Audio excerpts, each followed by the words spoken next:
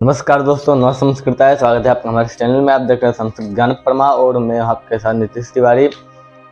तो आज के वीडियो में हम अष्टाध्यायी के बारे में चर्चा करेंगे। ठीक है, अष्टाध्यायी का उच्चारण करेंगे। तो सबसे पहले मैं अष्टाध्यायी के बारे में आप सबको बता दूं। अष्टाध्यायी एक ग्रंथ है, व्याकरण का सर्वप्रधान ग्रंथ है। मतलब समझ लीजिए व्याकरण का एकमात्र ग्रंथ अष्टाध्यायी है, जिससे और उसी की व्याख्या में अष्टाध्यायी इतने जो व्याकरण के आप ग्रंथ सुन रहे हैं, लघु सिद्धांत कौमुदी, प्रौढ़ मनोरमा, लघु शब्देंद्र शेखर इत्यादि, ये सब उसी अष्टाध्यायी की ही व्याख्या कर रहे हैं। ठीक है, मतलब उस एक ग्रंथ के लिए इतना ग्रंथ लिखा गया है उसको समझने के लिए। ठीक है, तो इस अष्टाध्यायी नामक ग्रंथ के रचयिता यानी कि व्याकरण जगत के पिता महर्षि भगवान पाणिनि हैं। ठीक है, तो भगवान पाणिनि ने इसको लिखा अष्टाध्यायी को। और इस अष्टाध्यायी ग्रंथ को पूरा करने में, मतलब व्याकरण शास्त्र को पूरा करने में, आप सबको पता होगा व्याकरण में 3 ऋषि हैं। ठीक है, तो अष्टाध्यायी के सूत्रों को, जो सूत्र पूरे वाक्य को नहीं कह पा रहे थे, पूरे अर्थ को नहीं बता पा रहे थे, ठीक है, उसके लिए कात्यायन जी ने वार्तिक लिखा और फिर पतंजलि जी ने, और उन दोनों के वाक्यों को पूरा करने पतंजलि ने भाष्य लिखा। ठीक है, और इसी पर नाना प्रकार के भाष्य लिखे गए इत्यादि।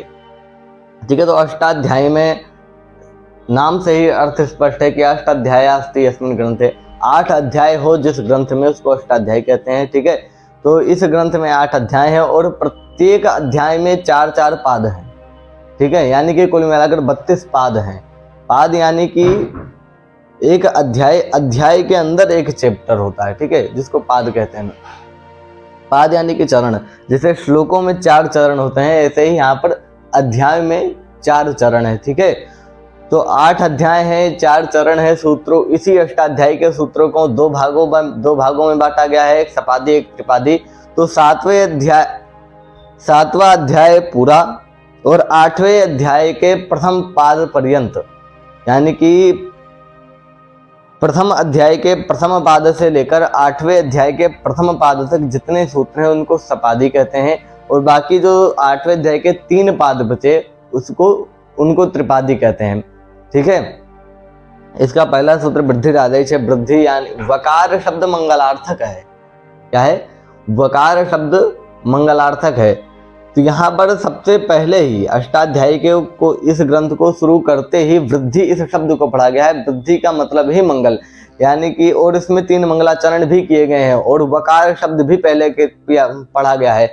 वकार शब्द को छोड़िए, वृद्धि शब्द ये पहले पढ़ा गया है। यानी कि स्पष्ट है कि इस ग्रंथ का उद्देश्य एकमात्र यही है, जो इसके अध्येतारा हैं, मतलब पढ़ने वाले जो हैं, ये सिद्ध हो जाएं, इनका मतलब परिश्रम सफल रहे। कहते हैं कि ये व्याकरण क्या है? वेदांग है।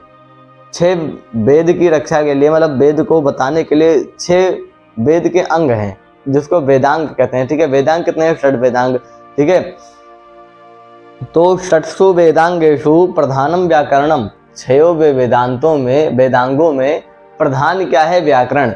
ठीक है, और प्रधान चक्र तो इतना फलवान होती, और प्रधान के लिए कोई भी कार्य किया जाए तो वो फलवान होता ही है। ठीक है, इसलिए व्याकरण सर्वप्रधान है। और 9 व्याकरण है। इससे पहले ये जो पाणिनि जी ने लिखा इसलिए इसको पाणिनि व्याकरण कहते हैं। इससे पहले भी 8 व्याकरण थे। वो कौन कौन से हैं? ऐन्द्रम, चांद्रम, काशकृत्स्नम, कौमारम, शाकटायनम, सारस्वतम, चापश्रम, शाकलम, पाणिनीयकम। यानी कि ऐन्द्र व्याकरण, चांद्र व्याकरण, ऐन्द्रम, चांद्रम, काशकृत्स्न, शाकल, इंद्रम, चंद्रम, काशकृतम, शाकलम, सारस्वतम, सारस्वत, आपिशल, शाकलम, पाणिनीयकम इत्यादि, मतलब 9 व्याकरण है। इंद्रम, चंद्रम, काशकृतम, कौमार और शाकटायन। ठीक है, इत्यादि 9 व्याकरण है। 9 में से 9वां व्याकरण पाणिनि है, जो इस समय सर्व मतलब प्रचलित है। इस समय तो पाणिनि व्याकरण के अलावा कोई व्याकरण ही नहीं दिखता। ठीक है, केवल पाणिनि व्याकरण लिखा गया है। पाणिनि व्याकरण ही समय प्रचलित है। ठीक है, तो उसी पाणिनि व्याकरण के सूत्रों को शुरू करते हैं। अब चलिए तो वीडियो को शुरू करते हैं, अब बिना रोक टोक किए। तो सर्वप्रथम हम मंगलाचरण कर लेते हैं। ठीक है, मंगलाचरण है येनाक्षर समाम्नाया मध्यगम्य महेश्वरात् कृत्स्नं व्याकरणं प्रोक्तं तस्मै पाणिनये नमः। येन धौता गिरः पुंसां विमलैः शब्दपारिभिः तमश्च ज्ञानजं भिन्नं तस्मै पाणिनये नमः। वाक्यकारं वरुरुचिं भाष्यकारं पतंजलिं पाणिनिं सूत्रकारं च प्रणतोऽस्मि मुनित्रयम्। ठीक है, तो यहाँ पर इन 3 श्लोकों से पाणिनि जी को प्रणाम किया गया है, पाणिनि जी की वंदना की गई है। ठीक है, बता रहे हैं कि येनाक्षर समाम्नाया मधिगम्य महेश्वरात् कृष्णम व्याकरणम प्रोक्तम। व्याकरणम प्रोक्तम, जिन्होंने व्याकरण की रचना की, व्याकरण को कहा, तस्मै पाणिनये, उन पाणिनि के लिए नमस्कार है। ठीक है, इत्यादि 3 श्लोकों में पाणिनि जी को नमस्कार किए। आगे सिर्फ अष्टाध्यायी का प्रथम सूत्र यहाँ पर देखिए, यहाँ पर अष्टाध्यायी के सूत्र लिखे हैं और कौमुदी में लघु सिद्धांत कौमुदी था, सिद्धांत कौमुदी में वो सूत्र कहाँ लिखे गए वो यहाँ पर बताया गया है। ठीक है, ये ऐप आपके पास ना हो तो हमको बता देना, ये अष्टाध्यायी.com नामक ऐप है जिसमें व्याकरण के लगभग सभी ग्रंथ मौजूद हैं। ठीक है, तो यहाँ पर अष्टाध्यायी के सूत्र हैं। ठीक है, क्रम से प्रथम पाद देखिए, एक लिखा है, यानी कि प्रथम अध्याय के प्रथम पाद का प्रथम सूत्र है। ठीक है, इत्यादि क्रम बताए गए हैं। और कौमुदी में ये सूत्र कहाँ लिखा है, कौमुदी के किस संख्या का वो सूत्र है, सिद्धांत कौमुदी में किस संख्या पर वो सूत्र आया है ये बताया गया है। ठीक है, जैसे कि यहाँ पर 16 लिखा है, सिद्धांत कौमुदी का ये 16वां सूत्र है। ठीक है, अध्ययन गुणा ये सिद्धांत कौमुदी का 17वां सूत्र है। वृद्धिराज अध्ययन गुणा ये एक साथ पढ़ा गया सिद्धांत कौमुदी में, ऐसा बता रहे हैं। ठीक है, ठीक है, तो इसका अभी उच्चारण करेंगे, इसके बाद इसको पढ़ेंगे भी, लेकिन आज नहीं। ठीक है, इसलिए सर्वप्रथम सूत्र आया कि वृद्धिरादैच अदें गुणः, वृद्धिरादैच अदें गुणः, इको गुण वृद्धि न धातु लोप आर्ध धातु के किंगिति च दीधि वेबिटाम। एक बार और, वृद्धिरादैच अदें गुणः, इको गुण वृद्धि न धातु लोप आर्ध धातु के किंगिति च दीधि वेबिटाम। हलोऽनन्तराः संयोगः मुखनासिका वचनोऽनुनासिकः तुल्यास्य प्रयत्नं सवर्णम। तुल्यास्य प्रथम सवर्णों के बाद ये जो लिखा है ये वार्तिक है। ठीक है, उसे वार्तिक को याद करने की कोई इतनी आवश्यकता नहीं होती है, क्योंकि जब कभी आप प्रतियोगिता में जाएंगे, ठीक है, जब भी कभी आप प्रतियोगिता में जाएंगे तो उसमें अगर सूत्रों का प्रतियोगिता हुआ तो उसमें केवल सूत्र ही पूछते हैं। उसमें यदि आप वार्तिक को बोल दिए तो आपके अंक कट सकते हैं। ठीक है, वार्तिक को बोलने मात्र से आपके अंक कट सकते हैं, इसलिए वार्तिक को स्मरण रखिए। ठीक है, क्रम से याद करने की कोई आवश्यकता नहीं है, वैसे सूत्रों को हमेशा क्रम से याद किया जाता है। ठीक है, क्योंकि यहाँ पर अष्टाध्याय का एक क्रम है कि अनुवृत्ति का क्रम है। ठीक है, ऊपर वाले सूत्रों का नीचे वाले सूत्र में अनुवृत्ति आता है। ठीक है, तो आगे फिर पढ़ रहे हैं कि री वर्णयोर मिथाः सावर्ण्यम वाच्यम, री वर्णयोर मिथाः सावर्ण्यम वाच्यम नाज्झलौ ईदुदेद्विवचनम प्रगृह्यम अदसोमात् शे निपातेका जनांग ओत संबुद्धौ शाकल्यस्येतामनार्षे, संबुद्धौ शाकल्यस्येतामनार्षे ऊन्यः ईदूतौ च सप्तम्यर्थे दाधाघ्वदाप आद्यन्तवदेकस्मिन् तरपतमपौघः बहुगणवतुडति संख्या श्णान्ता षट् दति च तक्तवतु निष्ठा सर्वादीनि सर्वनामानि विभाषादिक समासे बहुव्रीहौ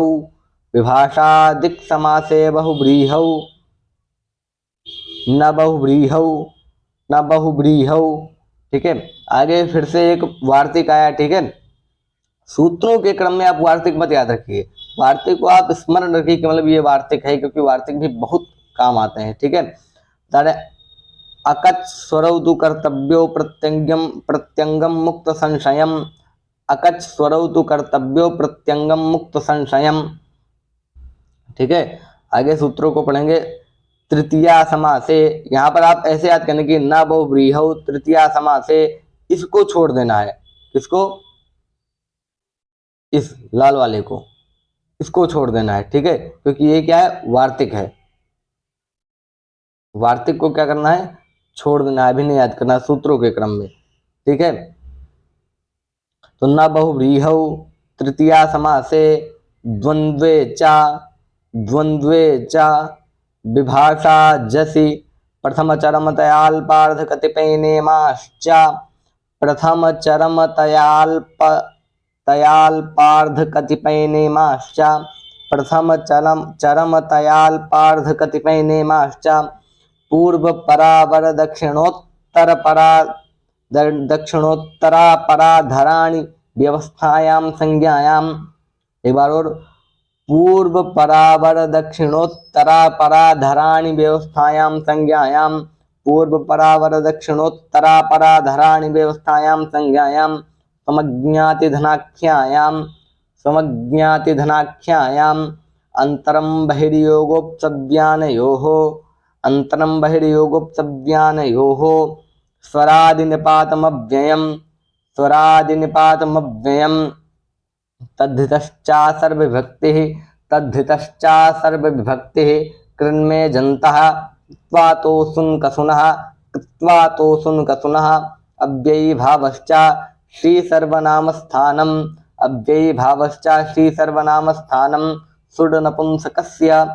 सुडनपुंसकस्य न वेति विभाषा। यहाँ पर आप ह्रस्व दीर्घ का बहुत ध्यान रखिए। ठीक है, न वेति विभाषा इज्ञणः संप्रसारणम् इज्ञणः सर्वप्रसारणम् आद्यन्तौ टकितौ मिदचोन्त्यात् परः एच इघ्रस्वादेशे षष्ठी स्थाने योगा स्थानेन्तरत्मः उरणरपरः अलोन्त्यस्य ङिच्च आदेः परस्य अनेकाश्रित सर्वस्य स्थानिवदादेशौ नल विधौ अचः परस्मिन् पूर्वविधौ न पदान्त दुर्वचन वडे यलोपस्वर सवर्णानुस्वार दीर्घजश्चर विधिषु। न पदान्त दुर्वचन वडे यलोप स्वर सवर्णानुस्वार दीर्घजश्चर विधिषु। न पदान्त दुर्वचन वरे यलोप स्वर सवर्णानुस्वार दीर्घजश्चर विधिषु। न पदान्त दुर्वचन वरे यलोप स्वर सवर्णानुस्वार दीर्घजश्चर विधिषु। ठीक है, दुर्वचने ची अदर्शनम लोपः प्रत्ययस्य लुक्श्लूलुपः प्रत्ययलोपे प्रत्ययलक्षणं नलुमताङ्गस्य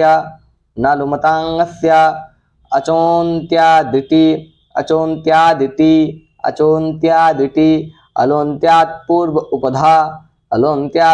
उपधा तस्मिन्निति निर्दिष्टे पूर्वस्य तस्मादित्युत्तरस्य स्वं रूपं शब्दस्य शब्दसंज्ञा अणुदित सवर्णस्य च प्रत्ययः तपरस्तत्कालस्य आदिरन्त्येन सहेता येन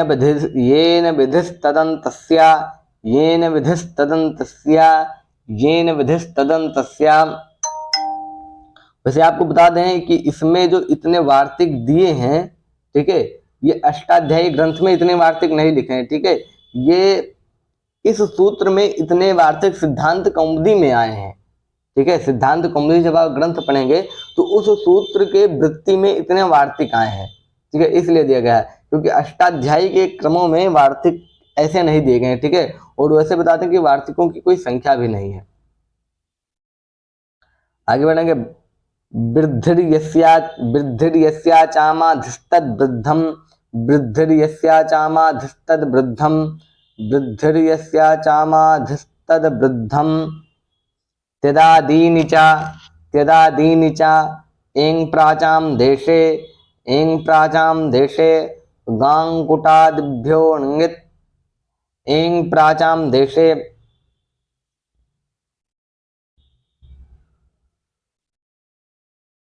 एं प्राचाम देशे, ये आपके 75 सूत्र हुए। ठीक, 75 सूत्र यानी कि अष्टाध्याय के प्रथम पाद के सूत्र हो गए। ठीक है, प्रथम अध्याय के प्रथम पाद का सूत्र हो गया।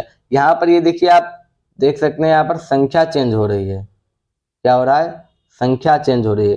यहाँ तक 1 1 75 था, अब यहाँ पर 1 2 1 आ गया, यानी कि प्रथम अध्याय के दूसरे पाद का ये पहला सूत्र है।